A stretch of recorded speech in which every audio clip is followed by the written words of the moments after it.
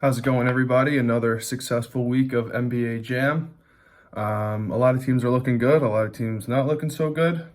We've only got two 4-0 teams remaining, Ryan and Danny and Jay and Tony. These two teams have looked very good from the beginning, and if I had to make a guess, I think these two teams are going to end up in the finals for sure. We're going to get right into the player of the week this week. The player of the week is Tony. Like I just said, Tony's team's 4-0. He's been playing very well balanced all around player. He's scoring the ball, he's passing the ball, he's rebounding the ball, playing great defense. So I mean, obviously Ryan's the MVP of the league so far. But I got to give somebody else in the league props, and if I had to give it to somebody, it'd be Tony. As the season is starting to get along here, a lot of people I can see are starting to adjust and really figure out how to play defense in the game. Specifically Ryan. Ryan went up against Clay this week, and Clay's been averaging over 50 points a game in every game he's played so far this season. And Ryan and Danny showed up and totally locked him up and beat up on Clay and his teammate by more than 20 points. And Clay was made a fool of and looked like he never even played the game before, playing Ryan and Danny this week, who've had an amazing defensive performance. One team that did not look good playing defense this week was Haley and Riley. They got out-rebounded in one of their games by more than 30. Like, come on, guys, what are you doing? No communication between the teammates, and their opponent was just running up and down the floor on them, scoring at will, and that game was very, very, very tough watch, and hopefully they can pick it up, because it's not going to be a fun rest of the season if they can't figure out how to play some defense. Forgot to mention, when Ryan and Danny played Clay this week, Ryan was playing so well that he caught an animation that I haven't seen anybody else in the league get so far. He literally caught fire. Every time he was touching the ball was on fire. And this is it's an animation that's not very difficult to get. It's just Ryan is just on such a better and higher playing level than everyone, that nobody else has figured it out yet. And you guys all got to try to be more like Ryan, because he's lighting up the league, literally making the ball set on fire. Quick side note, Mac getting a big W this week. It's a very controversial win because he didn't play anyone. He received the win via forfeit because Manny and Jamal failed to show up for their game in time.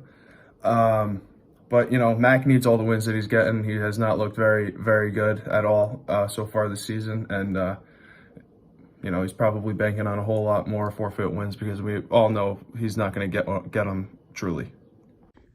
All right, guys, welcome back to the stat highlights portion of the video.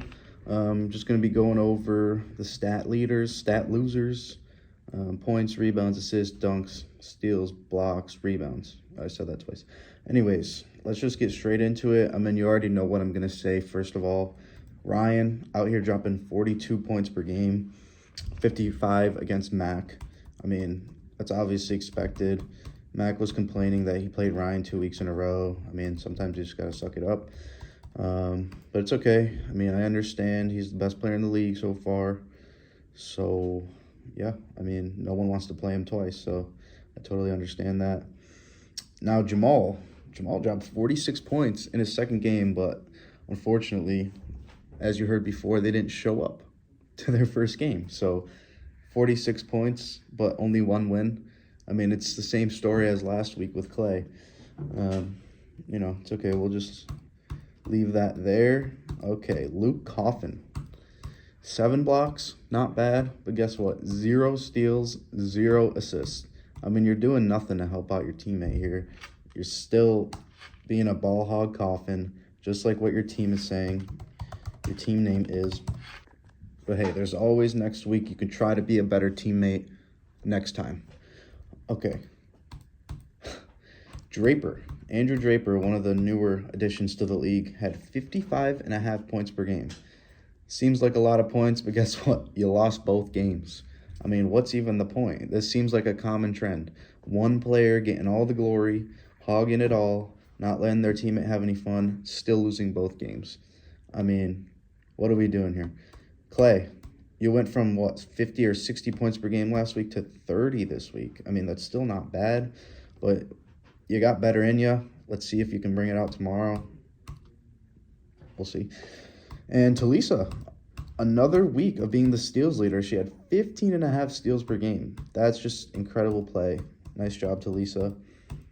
And one of the dark horses, Alex W., one of our newest additions to the league, led the league in rebounds this week.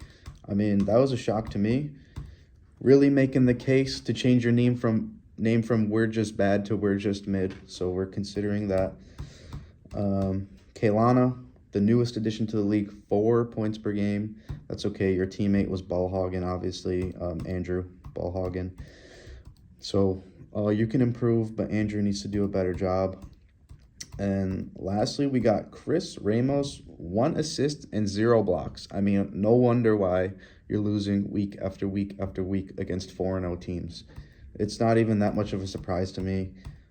If any of you are surprised, I mean, you should know better. But lastly, I wanted to point out Haley Wilson, 1 dunk, 1 assist, 2 steals, 0 blocks, 1 rebound. I mean, I haven't seen more of a poor performance outside of scoring in a long time.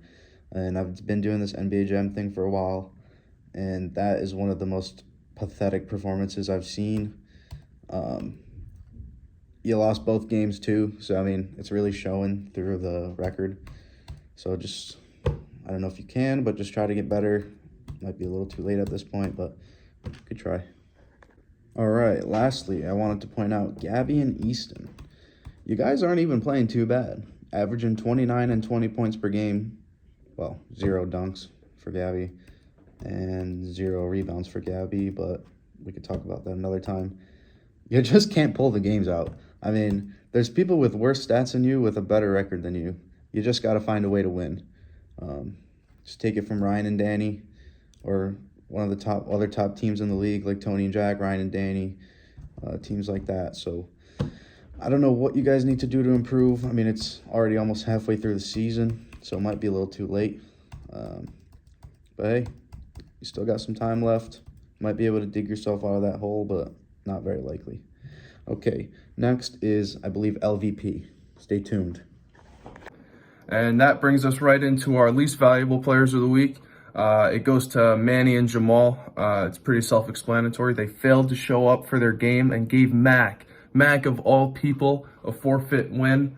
Jamal thought Manny was speaking for the whole team when he said Manny wasn't going to be there until 3:15. You guys got to communicate better. You're a team. Figure it out, But poor showing by them quickly. But they